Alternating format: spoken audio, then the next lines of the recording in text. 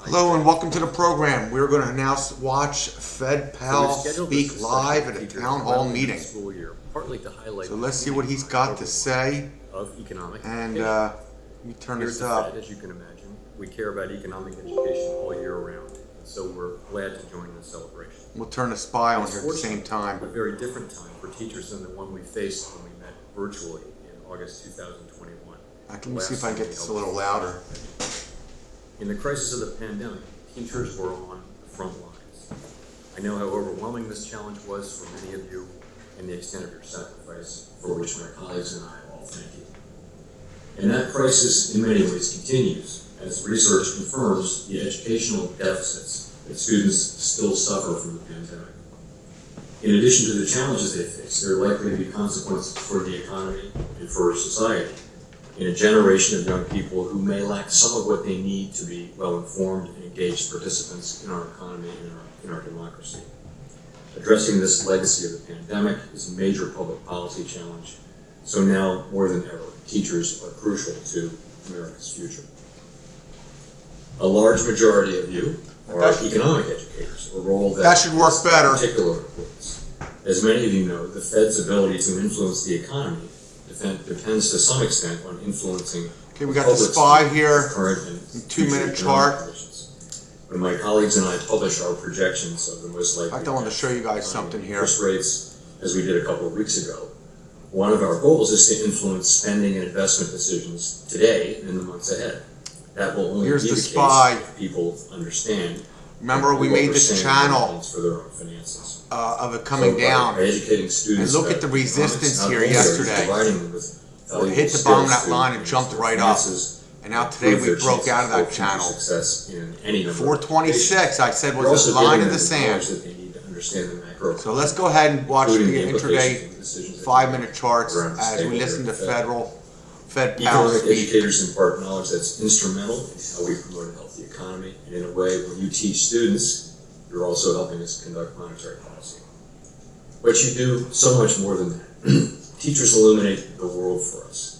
You help us to see the limitless possibilities in life, and as much as that, in ourselves. At a wonderful but also very vulnerable time in each of our lives, teachers like you are there to help us understand the world, especially when it's hard to understand. I will leave you with one of the many personal examples I could cite from my time in school. I can still very clearly remember a November day in 5th grade at Blessed Sacrament School up near Chevy Chase Circle, Washington, D.C. My teacher, Mrs. Keller, who was much beloved by all of us and by me, was called away from class. When she returned to the room, every student was upset and horrified to see her tears. And then we got the news. It was November 22nd, 1963, and John Kennedy had been shot and killed. So this was something that was very hard for my classmates and me to understand. She pulled herself together and somehow convinced us that everything was going to be okay. So teachers are there for all of us when we need your knowledge, your example, your encouragement, and not least your care. Thank you for playing this indispensable role that you play in our lives and in our children's lives, and I look forward to our discussion. Thank you. SPY's coming up. Thank you, Chair Powell. Now we're going to take some questions. First, we have a question from Mark Elstein, a teacher from Now it's bounced back down. Look how volatile that is. Hi, Chairman Powell. Thank you so much for taking my question today. Why teachers? What is the connection you see between the Fed and teachers? Thank you for your question, Mark. So I guess I would say teachers are really at the very center of the educational process, and education is at the very center of our economy and, in fact, our society. Over the long run, the skills and aptitudes of our workers are a key part, of course, of what drives the economy and economic growth. Our educational system equips people with the skills and aptitudes they need to succeed in our ever-evolving economy. So, and also, of course, critically, to play a constructive role in our democracy. So really, your work is crucial for both the economy and our society, but also for the work that we do here at the Fed. I would also say, as many of you know, we have a particular focus on economic education here at the Fed. We have lots of online tools. We work quite a bit with teachers and students here at the Fed around economic education. place a high priority on it. And we host this town hall, of course, every couple of years. It's delightful to have everybody back in person, by the way, for the first time since 2019. Doesn't seem like there's much going on there at all. Wow, look at that drop. Assistant professor at Brigham Young. But look at the volatility in the spies here, in the SPY. Hey, Chairman Powell, appreciate you. That's a taking 2-minute this question. candle. I teach money and banking to So from college students. 428.30 What do you think is the most to important thing for college 427.20, a students to $1 understand drop, about the 1 economy? point. Let's look at that on the 1-minute chart. Thanks for your Yep, question. it's in 1 minute. I Powell's think not we're really going saying to much around here, is he, guys? Specific for your money and banking. I mean- and that really is this. For many students and young people, the barriers to taking on economics, it seems very abstract and very different from the things they've studied before, and people just kind of say that's too technical and that kind of thing, and don't do it. The thing I would want students to know is economics is incredibly interesting once you get past that QQQ. very first phase of learning the basics about the economy. See, where's that So line I in do the think people sand? get turned away, and because it seems so. Oh, never touched it. So once you get started, Almost economics yesterday. is just very interesting. What a very nice- quickly.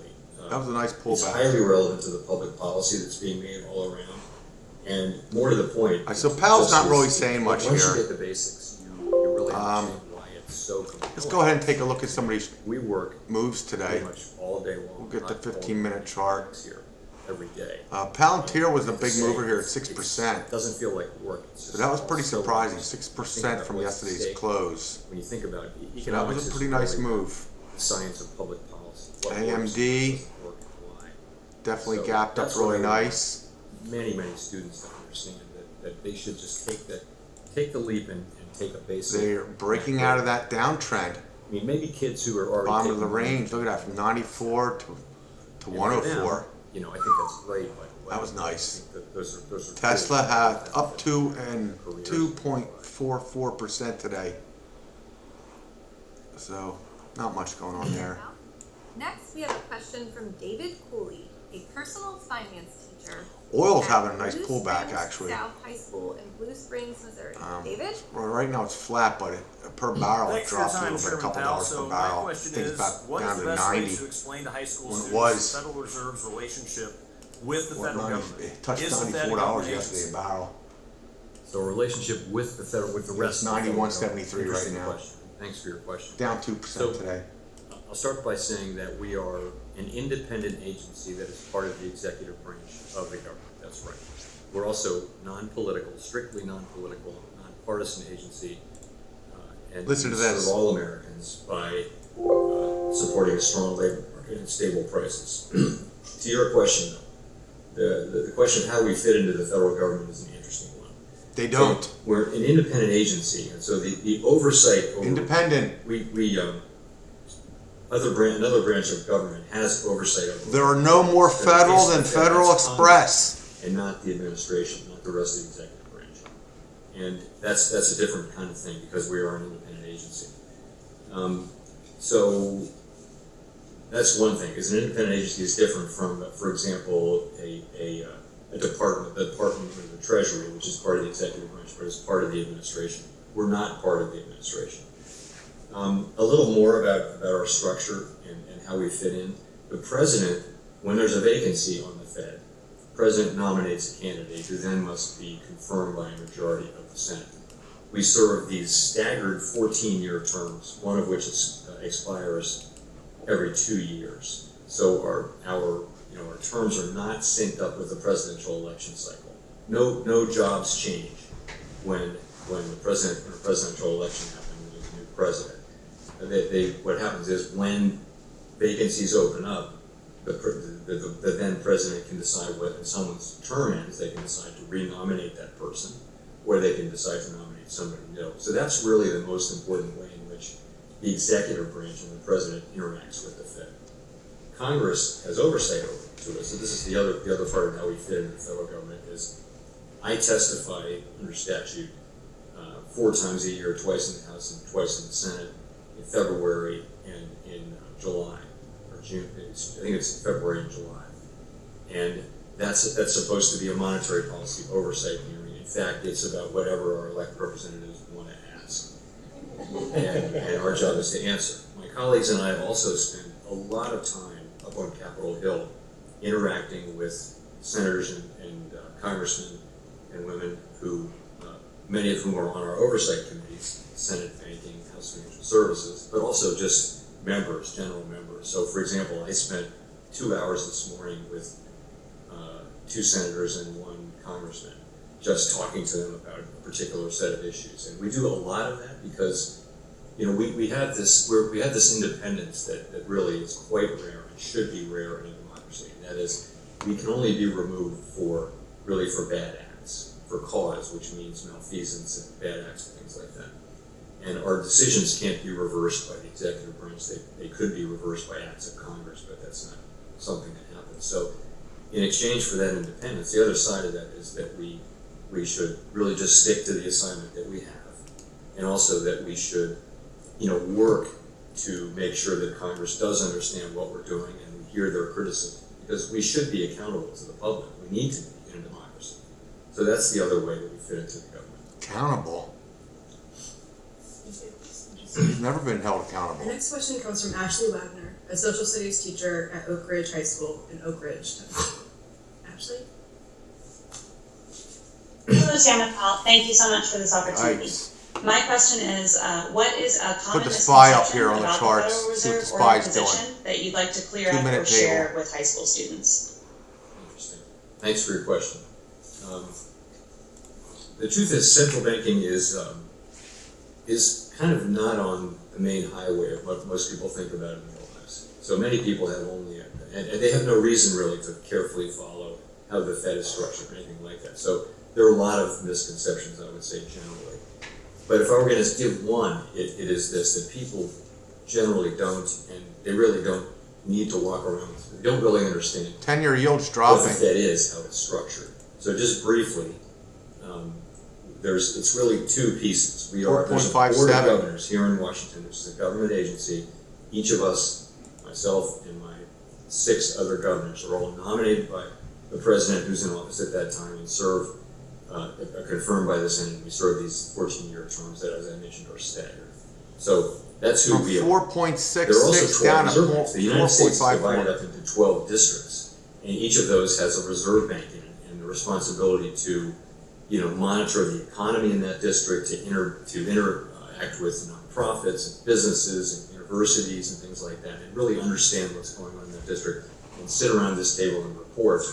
They also vote. What's called the Federal Open Market Committee consists of the 7 governors and the 12 reserve bank presidents. So 19. SPY is showing a slight uptrend here. The 7 governors always vote.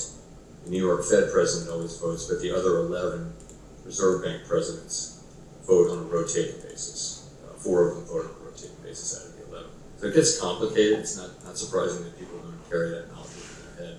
So that is but the main thing again I would want people to know is that we're a non-political, non-partisan agency that serves all Americans. That's what we are. We have a narrow but critical mandate to support a strong labor market and stable prices, low inflation. We also supervise. Well, they're failing at that. And we try to keep the payment system safe and efficient and keep up and up to date as well.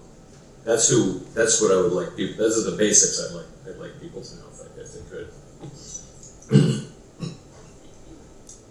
Thank you, Chair Powell. The next question we have is from a teacher in the room. Bill Bethauser is an AP Economics teacher at Bishop O'Connell High School in Arlington, Virginia. Bill? Thank you. Thank you, Chair Powell, for being with us today. My question is, what advice would you give students who are interested in a career in economics? Thank you for your question. I guess I'd start by saying I encourage everyone to take introductory macro and micro courses, whether they are thinking about a career or not. I really think just getting those basics will stand you in good stead. Frankly, that's all I took as an undergrad was macro and micro. I didn't major in economics. Anyway, so that's the first thing. I think if you're interested in majoring in a course, I think that's a great idea. You know, that's a wonderful wedge. idea. I think it does really equip you with you learn lots of quantitative skills that are going to benefit you in life, and also just having a better understanding of the economy. And also in my program, Markers are training live after business hours. Decisions are made by people in the economy. Here's the All time of in that is sales. incredibly useful. In terms of making a career in it, you know, absolutely encourage people to do that. How many shares? I think it's and an the price. enormously rewarding Green is a career. buy, I red think is a of sell. the people, the career people here at the Fed who are economists who they're working on, you know, basically on public policy. And the question is always, what's the right thing? How do we use our tools to best serve the people that we serve? It's a very, very rewarding, incredibly fascinating job and area. So I really think I'd encourage people to take as much econ as they can, and if you can make a career out of it, that's great. I think we of course survey our employees, and I think people generally get a lot of satisfaction out of public service. So, and many economists do public service. So, thanks. Our next question comes from Stephen Feldstein, principal and AP economics teacher at Sinai Academy in Brooklyn, New York. Unfortunately, Stephen wasn't able to it join broke us out of this this evening, channel. so this question. Okay. Resistance pushed Since it the right back financial in it. crisis of 2008, central banking Something's gonna experienced drastic changes. What policies and tools do you think should be taught in the introductory? It shows an uptrend on the bottom, but But policies and principles should be Interesting. taught in introductory class. Well, let me repeat that. I think every student should try economics and take introductory macro and micro, because I think you will find it's more interesting than the first 2 pages of the textbook might make it appear.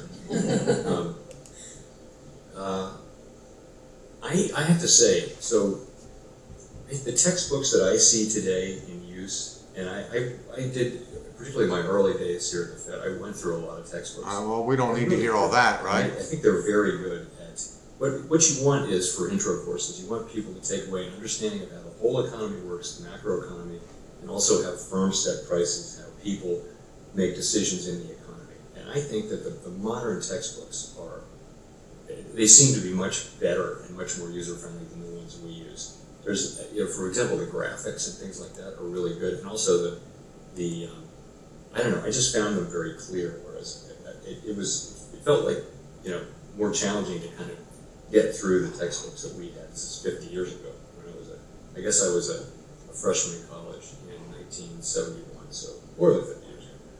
So, anyway, so you mentioned central banking has experienced significant changes, and I'll just address that for a second. So, many things about central banking haven't changed. Our dual mandate hasn't changed. We still use our tools to foster maximum employment and price stability. We did, though, make some changes during the pandemic, and during the global financial crisis, really. And that is, our main tool, of course, is interest rates. So we lower our federal funds rate to support economic activity when the economy is weak, and we raise it when inflation is building up. Hope you all had a good week trading. In the global financial crisis, the negative shock was so big, we cut rates to 0, and the economy still needed more support. So we needed new tools, and we invented 2 of them. One of them was to He's not saying too much, is he? Treasury securities, quantitative easing, and the point there was to lower long term. When you buy something, you raise the price of it.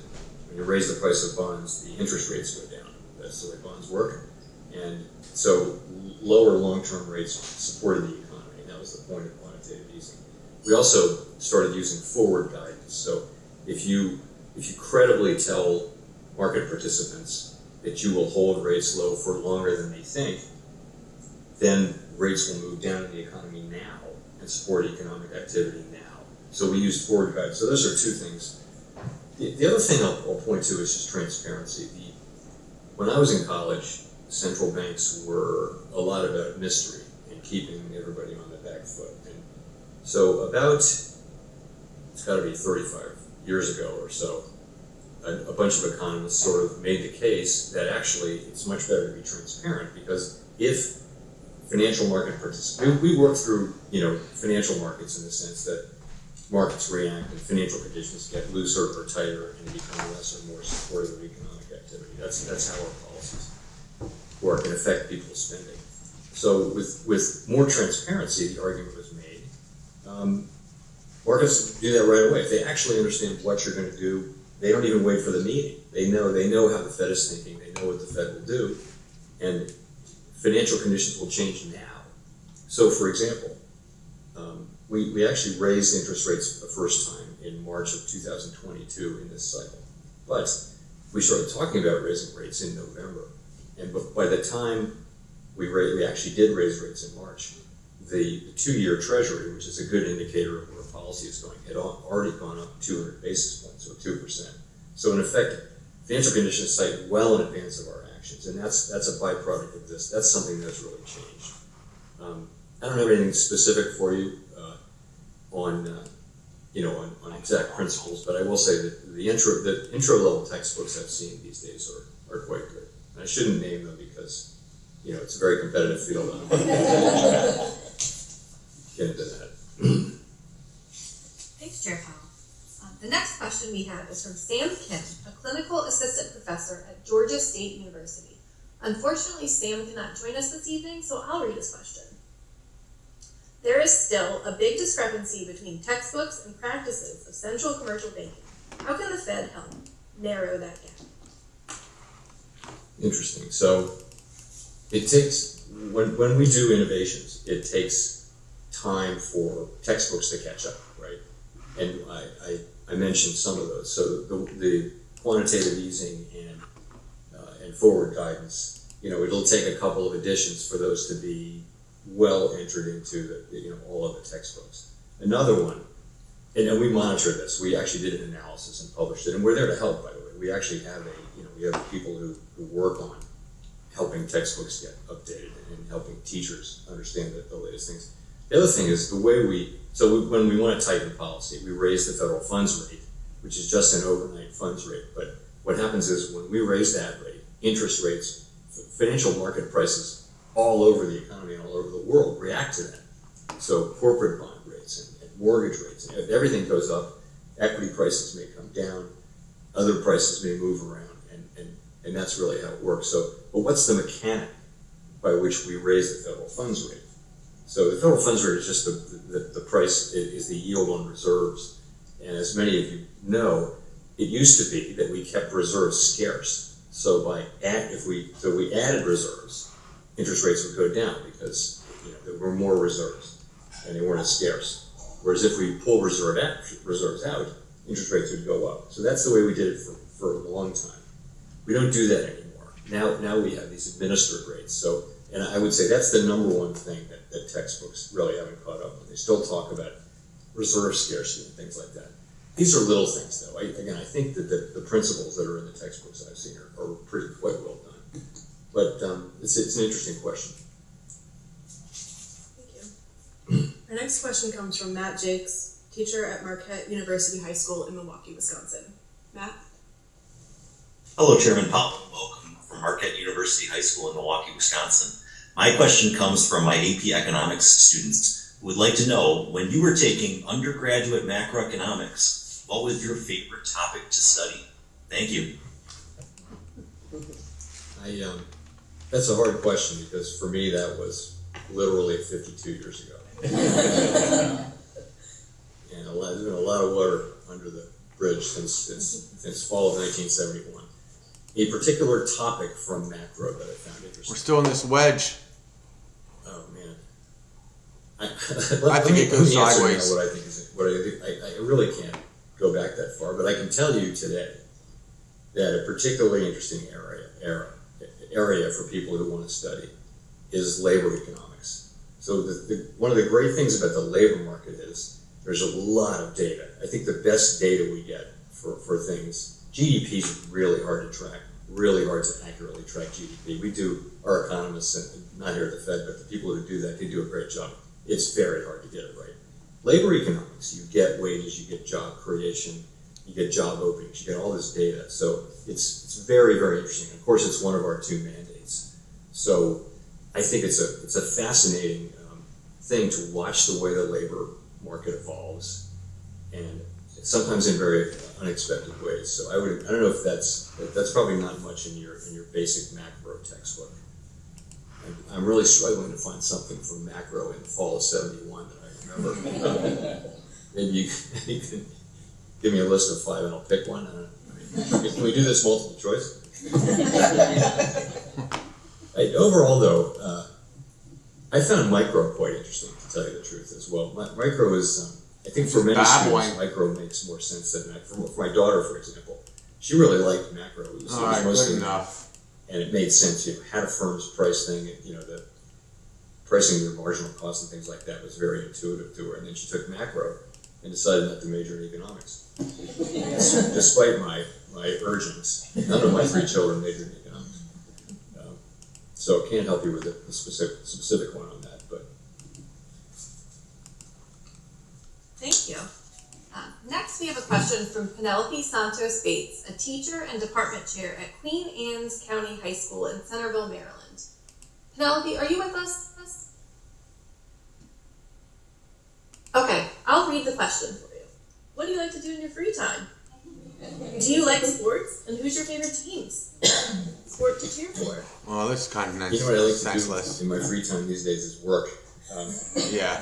So I'll get to a better answer, but I do spend a lot of time. There's quiet time at home on the weekends where I can really read, more of the background stuff. So, for example, read about AI and things like that, and so that's when I do, and so that's for me very enjoyable. In terms of fun, I would surprised you just mentioned AI. Several things. I have 2 little grandchildren, 2 little grandsons. Let's go look at some AI stocks real quick and see what happens to them now. Time with them, 2.5 and 1, well, not quite 9 months. Also spending time with friends. In terms of my own amusement, I'm an amateur musician, emphasis on amateur. But I play the guitar and I play a lot. I play with friends and stuff like that.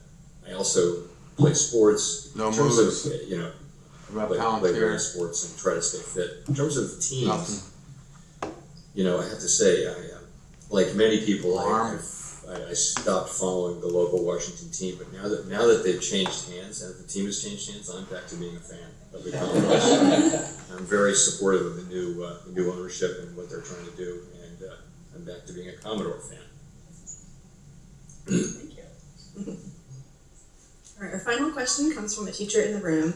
Alessandra Bakai is an AP coordinator and instructional lead teacher for Arlington Public Schools in Arlington, Virginia. Alessandra?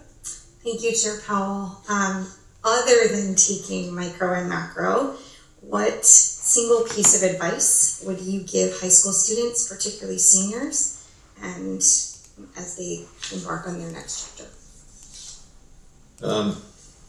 Great question. So I actually have a couple of thoughts on that, if I can not limit myself. They all sort of fit together. But one thing is just life is a really long game. And, you're 22, you're getting out of college, let's say, and you don't realize that most of your life is probably ahead of you. So one thing is just keep learning. Most of what's... Well, he's not really talking much here. Need to know and will know lies ahead of you, not behind you. That you're... So... when you go to your 10th and 20th... He's not really talking much here about anything here, so... Who is still learning? Let's go ahead and take one last look at the charts here. Keeping up with this world. The world changes so quickly these days. Not just we'll get rid of this little line I just drew here. It's amazing how different the world is from the one that I graduated from in 1975. So there's a SPY. Big comeback today. Keep learning, keep reading, keep thinking. That's one thing. Another one is... broke out of this downtrend here that's in red. I think bounced off the line of the there's sand. So much opportunity. Set high standards. QQQ. And believe. Similar. They never did touch the line of the sand. Really believing in themselves, and they feel what they do. I might have had my. I guess the line of the sand here was. I don't really deserve this. I mean, you need was resistance over here. In yourself. The other thing. I was thinking it was going to be support over here. So I'll shut up eventually. Anyhow. The other thing is this. It's not a problem to change your life or your Look at that move job from 14 or to your 1566. In fact, if you're not doing that, then you're probably not doing the first thing, which is keep learning. And so, I'm someone who I went into law school. By the way, because I didn't know what else to do, and I practiced. Please support our channel. But then I thought something else. Click so I went into subscribe. Then I went private Our equity. goal is to get In the middle of 100 that, subscribers. served in the federal government 3 or 4 Hit that times. like button, Public helps get service the and video now out also, there. 16 or 17 years in the I'd federal appreciate government. that. So I think So that's Palantir. you should think of yourself as flexible and able to do different things, and be confident that you can actually take something new on and do it. And it's some people are going to want to have one job and that's their security, and they really want to do that. That's great. But if you're a person who wants to do different things, you can do. All that. right, folks. And you shouldn't. He's not really shouldn't feel talking bad. much anymore about anything important. So I think we're going to end the program here. It was a town hall meeting, not really much said. It's not really going to react to anything. Tomorrow, Friday, there's some GDP numbers coming out, so we'll have to see what happens. Thank you for watching.